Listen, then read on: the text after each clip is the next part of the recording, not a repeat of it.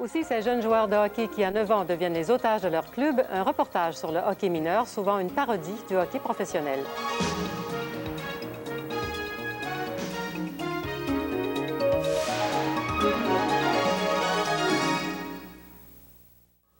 Est-ce qu'on peut accepter que les jeunes qui veulent jouer au hockey deviennent les otages du club qu'ils ont choisi?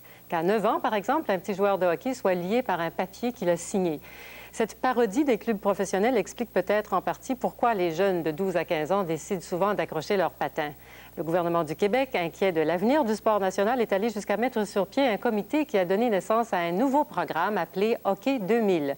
Cette expérience ne touche encore qu'une infime partie des 80 000 jeunes inscrits dans les clubs de la Fédération québécoise du hockey sur glace. Mais Hockey 2000 pourrait bien être la réponse aux sérieuses questions que se posent les parents sur le hockey mineur traditionnel, qui ressemble dangereusement à une caricature du hockey professionnel, comme on va le voir d'ailleurs dans ce reportage. C'est une production Daniel Roch.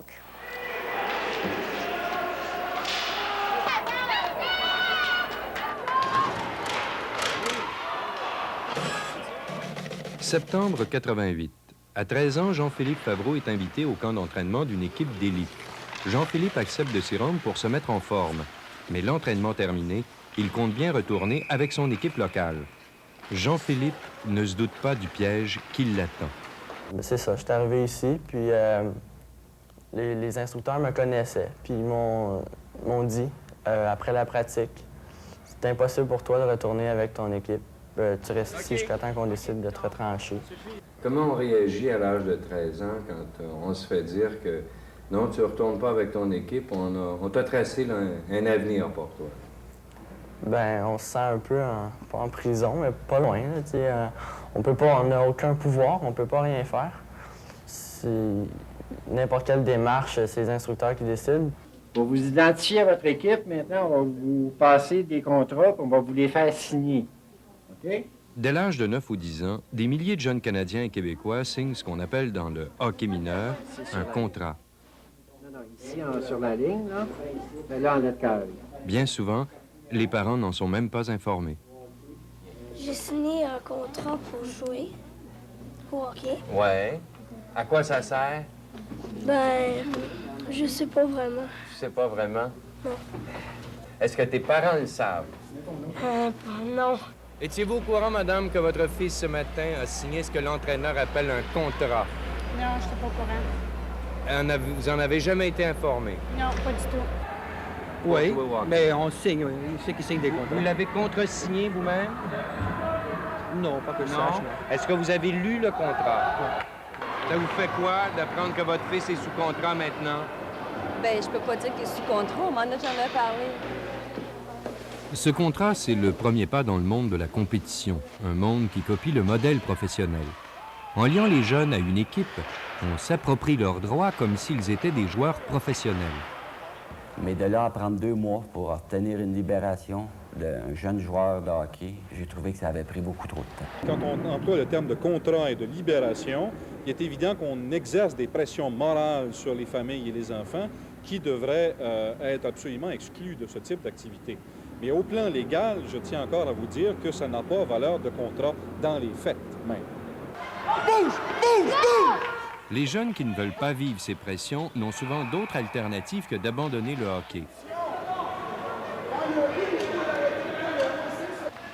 En 89, le rapport Terrien recommande de changer radicalement l'approche en mettant l'accent sur l'enfant et son plaisir de jouer. À la même époque, pour maintenir l'intérêt chez les jeunes, la Fédération québécoise de hockey est forcée de réagir.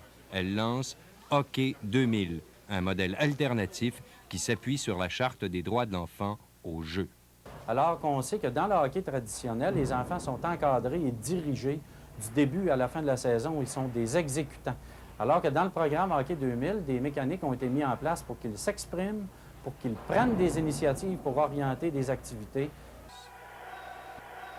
Les obstacles vont venir de ceux qui sont habitués au modèle traditionnel, qui ont des valeurs très élitiques et qui refusent la récréation.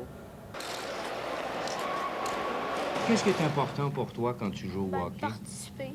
Ben, de jouer, de s'amuser. Ben, j'aime jouer parce que j'aime jouer. Pour leur plaisir, des milliers d'enfants et d'adolescents jouent au hockey. Le modèle calqué sur le hockey professionnel ne leur convient pas. Ces jeunes vont pourtant se livrer à un jeu dirigé par des adultes qui ignorent pour la plupart l'existence d'une charte des droits de l'enfant au jeu.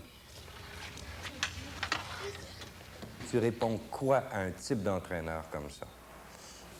Que je suis libre. Je peux faire ce que je veux, si je veux jouer pour m'amuser. Eh bien, je vous souhaite une bonne fin de soirée, une bonne nuit. Je vous dis à demain.